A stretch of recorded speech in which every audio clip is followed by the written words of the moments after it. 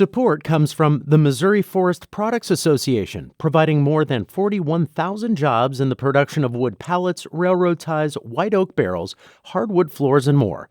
Details at choosewood.com. From St. Louis Public Radio. This is St. Louis on the Air. Actually, one of my teammates' husbands reached out to me and said, hey, I want to get my wife, some cleats for Mother's Day. But I Googled women's football cleats, and that doesn't exist. And I was like, yep, unfortunately. Yeah, all the pads are all boys, men's, sizes. Now, getting hit, sometimes I know if I see a big linebacker or a lineman coming, it is what it is. So, but I prepare myself, lower my shoulder, and then that's how I protect myself. So, and that's gotta hurt, though. Sometimes. I'm Sarah Fensky. When the Rams left St. Louis in 2016, the city was without an NFL team, but it was not without a football team. The St. Louis Slam won national championships in 2016, 2017, and 2019. Then came COVID-19, and 2 seasons were canceled. But this weekend, the St. Louis Slam returns to its home field at St. Mary's High School for the first time in 2 years, and it faces its biggest competition yet. Now, have you not heard of the Slam? Well, if that's the case, maybe you need to pay more attention to women's sports. The team is part of the Women's Football Alliance. And joining us now with more is St. Louis Slam running back Taylor Hay. Taylor, welcome. Thank you. Thank you for having me. So the home opener, after 2 years of just not having a season, this seems like a pretty big deal. Do you feel ready for tomorrow? Super ready and anxious and excited. I think all of the feels. And I think with how small our team is, but also the amount of rookies, it makes it even more exciting to they get to play in front of their families and their friends. So you have 14 of your 25 players are rookies. That sounds terrifying. I mean, football's pretty complicated here. Yes, it is very complicated. And fortunately for them and for us, we have a great coaching staff.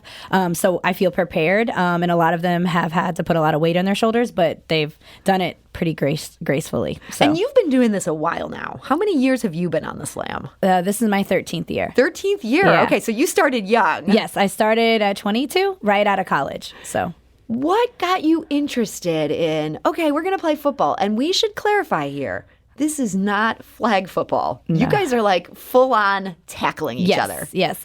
So I went to Edwardsville High School, and a coach there, he coached. And I played soccer. And he's like, well, when you're done with college soccer, you should check it out. And I watched the game, and I was like, nope, not for me. Even though I am a pretty aggressive athlete, I was like, no. And then when I graduated college, I played on a semi-pro soccer team that folded for the year. And so I messaged him, and I was like, I can be a kicker. So I went to the first game, and then obviously that's a transition from soccer to football with all that equipment. So I said, I am not going to stand on the sideline with all of these items on and sweat and not do something fun, like I hit somebody, So I said, can I learn another position? And he's like, well, I can teach you running back. And so that's kind of how I got where I got. So you had to learn how to hit people. Yep. What's the key? Get hit. Yeah. And also, I should clarify here, I think it's important for people to have the visual I now have. You are not somebody who looks like an NFL player. No. You are significantly smaller than I am. Yes. And I'm not a huge person. How tall are you? 4'10". 4'10", okay. Yeah. So how do you go about learning how to hit somebody full on and not just get tossed across the field? So usually I still get tossed sometimes, but it's more about your form and technique. So if I'm playing defense and I hit somebody, I know that I'm not going to hit somebody that's 5'10" in their chest. I'm going to try to tackle them at their knees or below. And then also we have pads and helmet that we spend a lot of money on that protect us. So it seems scary at first, but I think once you use them and it doesn't hurt, you're like, okay. Now getting hit, sometimes I know if I see a big linebacker or a lineman coming, it is what it is. So, but I prepare myself, lower my shoulder, and then that's how I protect myself. So. And that's gotta hurt, though. Sometimes. Usually Sundays, usually Mondays are the worst. The day, 2 days after. 2 days the game. after you realize it. But during the game, the adrenaline takes care of all that. And so have you ever been seriously injured? Not playing football. Okay. I've had 6 knee surgeries 4 ACLs, all soccer. Okay. Yep, Soccer so- can do that. I know. But Yep. the tackling, that doesn't Yeah, mess you no. up. Our coaches prepare our bodies. The first month and a half is all plyos, ab circuits, everything to prepare our body to get hit and to hit. So I know a lot of teams in our league, we're not paid. The coaching staffs, they're not paid. So they don't necessarily prepare them. And then they put on these pads and helmets week 1, week 2. And then you have a lot of injuries. So Yeah, but that's not the case for the not slam. at all. Not at all. What Yeah. makes you guys so unique that you have just this support behind you and you're getting that kind of good training? Our coach, Coach Quincy Davis, he's been around with the slam for at least 15 years. And they actually won a championship under him in 2009 as well. I wasn't playing then, but he coaches at Ladue High School as well. And so a lot of football knowledge. He's a football guru, but he's huge on preparing us not only physically, but mentally, So he is very direct. He plays little games, and he makes sure, we know what to expect. And so for the people who are coming in, there's obviously no great pipeline for women's football. Correct. It's just like you don't grow up as a little girl dreaming of, for the most part. But, yeah. So do the players have backgrounds like you? They come in from other sports? Yes, usually soccer, basketball. We have some track, and then how we recruit is, social media nowadays. So we created a TikTok. We got a girl just came out of college, played basketball, getting her master's at Lindenwood, and she found us on TikTok. So we have to be creative as players to do that, and as an organization. That's pretty much how we recruit. And I was just telling a gentleman when I was waiting, I was telling him how usually if I go up to a larger woman, that I want to be a lineman, I have to say, or line woman, I say, hey, did you play a sport before? Yeah. So that way I don't lead with, hey, would you like to play football? And I'm asking you because I want to run behind you. Yeah. So I say it that way. And some of them are like, no. And some say yes. And if they say yes, I'm like, oh, do you want to play football? And they're like, sure. Like they get confused, So you just see somebody who looks like kind of the right size and the right athleticism, and you're gonna go make that conversation happen. Well, if they don't see us, on social media or don't hear us on the radio, whatever, you have to, because a lot of times it is that they just don't pay attention to those things, And so, that's how I recruit anyway. So you mentioned these pads. Are these the same pads that are used by male players? I can't imagine there's a huge market for, I'm going to make pads for female football teams. Yeah, there's not. Actually, one of my teammates' husbands reached out to me and said, hey, I want to get my wife, some cleats for Mother's Day, some new ones. And he's like, but I Googled women's football cleats and that doesn't exist. And I was like, yep, unfortunately. I mean, to be honest, they just started making women's soccer cleats maybe when I was in college, like a style. So it's coming. It's not here now, but yes, like the pants, nothing fits right.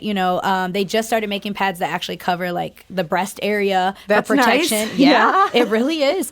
So we're not there yet, but we're getting there. So yeah, all the pads are all boys, men's, sizes and stuff. And you're doing this, did I hear you right?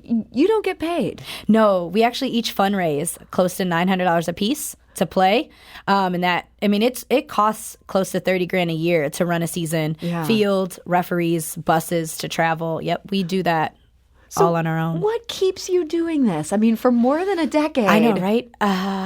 The camaraderie, and I think it's being talked about now more than ever. Being an athlete your whole life, you only identify as that, and it is hard to not identify as that. So for me, it sounds a little toxic, but it's not. I enjoy it, the sisterhood especially, and then I don't really like working out, so doing a competitive sport allows me to stay in shape. So I think it's that piece of it that, our whole lives we're athletes, and then that's pretty much what we all are, and we still want that piece of it. Was that hard during the pandemic when you couldn't be there as a team, running into each other, you spit flying? Well, yes, because in 2020, we had practice all the way January, February, and March. So it was like basically before we'd start season. And then last year, field availability is always hard and scarce, and with COVID made it worse. So a few of us did go to Kansas City and play, and they play in a different league, but we did that. But obviously traveling, and nothing is as good as home, you know. So they were gracious enough to allow us to join their family for a short period of time, but we are happy to be back home. You are back home. Yes. And this is actually, I've been kind of burying the lead here. This is an important season for the Slam.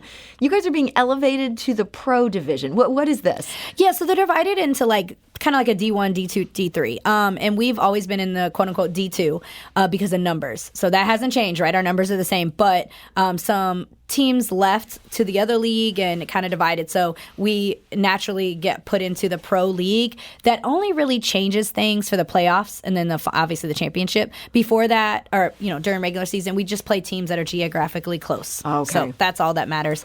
Like this week, the team we're playing, I think, is in the D3 division. Doesn't change anything on game plan wise. Like they're still a very good team. They still work hard. They're just smaller, like us. Yeah. So, but yeah, so we're in the pro division. And by now. Smaller, you don't mean they're smaller size people. You mean Nope, there's fewer just people numbers, on the yep. team. So this could be harder to win a championship, though, Yes. being in this pro league. And you guys are used to winning. Yes. Do you think you can take this division the same way that you've been able to take your past divisions? Yes, because I think we have the same mindset. So the team that makes the least amount of mistakes wins the game. So we just have to be sound with that. I mean, now we will see Boston, which they won last year, and they have plenty of championships under the belt. Very good team. Coached well, disciplined, and they have numbers, but they work hard, and it will be our first time seeing them since I've been playing. So that's exciting. It's so exciting, and they're coming to St. Louis, and they have so much support from the Patriots, like Robert Kraft, flew them out. It's so cool. Wow. So, and they're just a good organization, so we're excited. And so thinking about the Patriots, giving them that support, and I think about, there's a lot of football fans who are still mad about the Rams leaving. Yes. You guys have been here. You guys have been winning championships. Are you frustrated that you're not better known at this point? yes and no. I mean, it's just, the frustration on the level of being a woman in a country that loves male sports. It is what it is. So I think participating in the day-by-day pieces of it so that, I have a daughter who's 4, and I hope that she gets to, play professionally and gets paid, So I hope that's what we are, the pioneers for that, because we have pioneers before us that line their own fields, had to crank the lights. They tell us, it sounds like a joke, but it was real, so we've come a long way, but we have so much more work to do, so... Well, I want to encourage people. This home opener, this is happening this Saturday. That's tomorrow, April 30th, St. Mary's High School. That's Yes. your home field. Kickoff is at 7 p.m. Ticket information is at stlslamfootball.com. This is probably a much more affordable alternative to the NFL as well. Yes, yeah. Tickets, I think, are about $13, so you can get them at the gate. If you have a favorite player, you can say their name, and that money actually goes to their fundraising, so that's kind of cool. And the weather is holding off, so no one be scared of the rain, so we're excited. So this is something to get excited about. Taylor Hay, thank you so much for joining us. No, thank you for having me.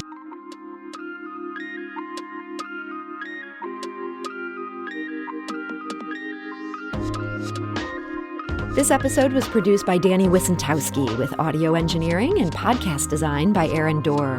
Our executive producer is Alex Hoyer. St. Louis on the Air is a production of St. Louis Public Radio. Understanding starts here. Do you find yourself regularly listening to episodes of St. Louis on the Air? Suggest us to a friend you think might enjoy our conversations. And leave us a review and rating on Apple Podcasts on the App Store. It's the simplest way to help people discover our show. Thanks. St. Louis Public Radio is a member-supported service of the University of Missouri, St. Louis.